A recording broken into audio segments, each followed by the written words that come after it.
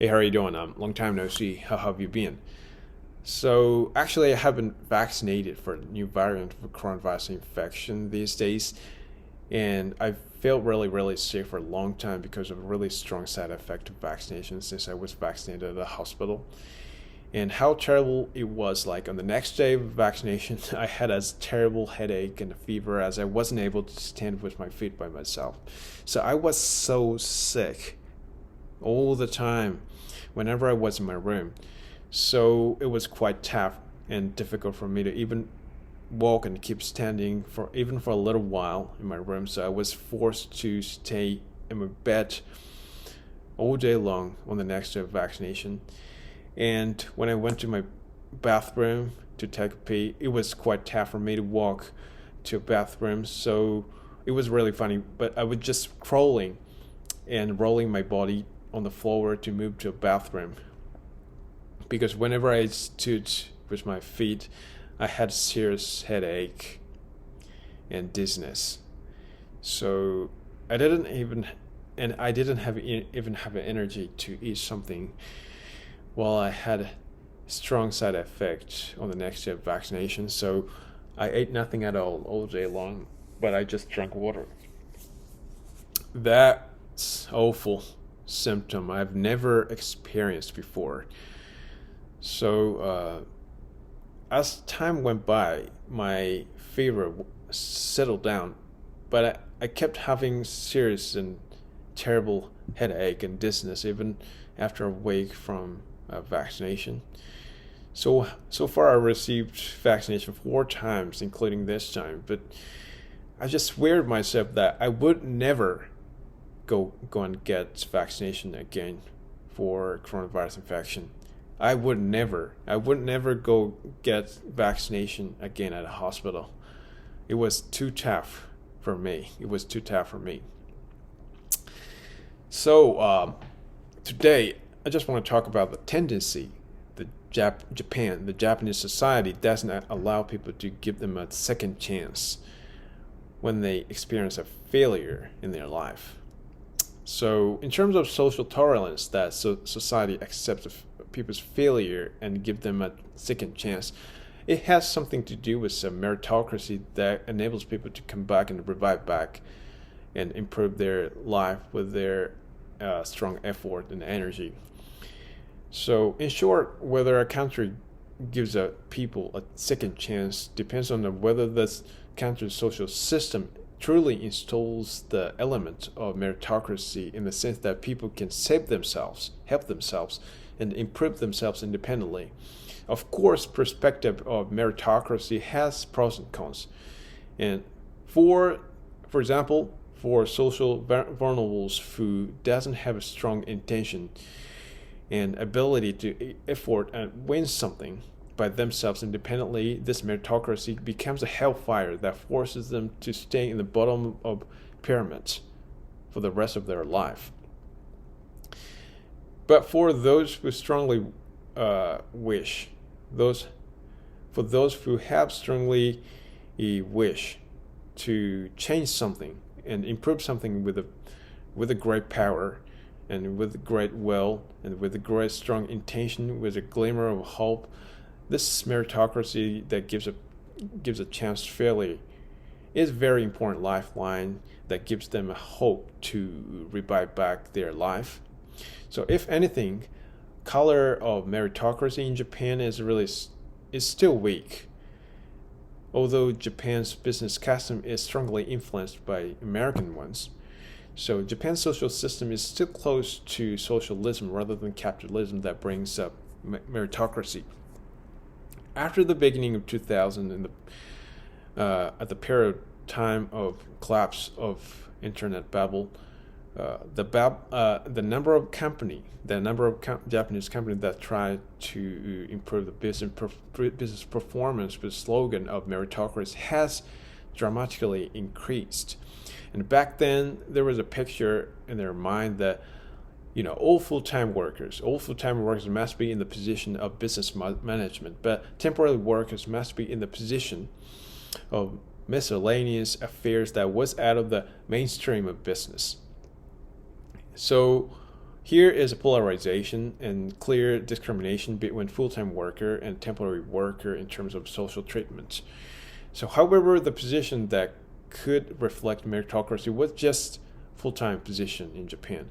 So, because if a person in a full-time position worked as hard as they can and worked as hard as they can make a good business results, they are given a great chance to get a promotion as far as they want, right? So in contrast, the temporary workers are not given a chance to get promotion as a full-time position, no matter how hard they work, and the range of tasks and the range of discretion assigned to them is quite limited. So they are not able to grow up, and they are not able to engage in the position of management no matter how long they work and no matter how well they get used to the work for the company. So there's a clear discrimination between both of them in terms of treatment, this kind of treatment. So this is because full-time laborers are strictly protected by labor law in Japan. So once you are hired as a full-time workers, you're not unemployed unless a company goes bankruptcy or you just show the strong intention to quit the job. So there's a very strict legal rule when a company encourages workers to retire, and if a worker tries to file a lawsuit for company's encouragement to retire as illegal dismissal, a company is clearly put in a serious disadvantage at a court.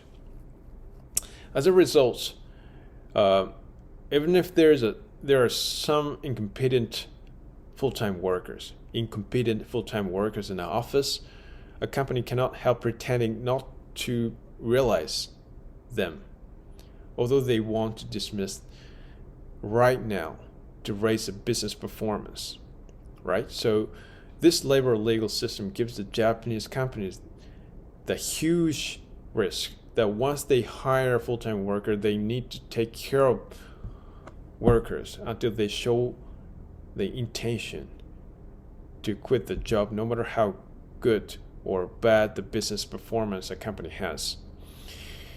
So for that reason, the Japanese companies becomes extremely sensitive to choose a person to work with. So nevertheless, Japanese companies always complain about manpower shortage. This is a contradictory excuse. So especially in the hotel industry, in the timing that the momentum of coronavirus infection became really weak, the number of customers has increased explosively. And furthermore, inbound demand in the hotel industry has increased recently in Japan, and many foreign tourists came to hotel in Japan. So even in this situation, hotels employers don't lower the standard of employment because they are obliged. They are obliged to protect workers' employment and maintain the quality of service in the hotel. But they won't promote temporary workers to full-time position. So in the result, most of them are forced to shrink the size of business for the reason of manpower shortage. So this Japanese-style socialistic meritocracy loses a chance to improve a business performance. So employment metabolism in the Japanese labor markets has a tendency to stagnate because the Japanese companies need to focus on protecting employment no matter whether or not employees are incompetent. So therefore, a social atmosphere of giving a second chance to those who experience failure in their life becomes really, really weak, inevitably, in a Japanese society. So those who experience setback and failure without having fulfilled their life ambition are forced to find a job to survive in a society with one compromise after another, right? So, but but uh, before they know it, they give up their dream. They give up their dream, and they're trying to survive. They're trying to survive, to eat food. So, to be honest, in Japan, lifetime employment was collapsed institutionally, and age discrimination at the time of employment was abandoned and prohibited by law. But these concepts are still remained in the Japanese people's mind deeply. So lifetime employment and the age discrimination are in the background of the reason that Japanese companies refuse job applicants.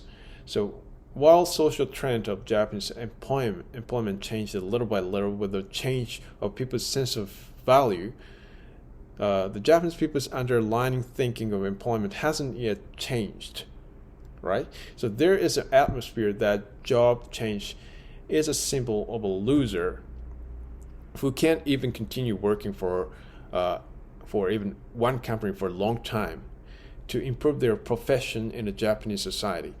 So this is Japan. This is the Japan. So Japanese people are focusing too much on conservativeness in a really bad sense, without thinking of rationality in it, right?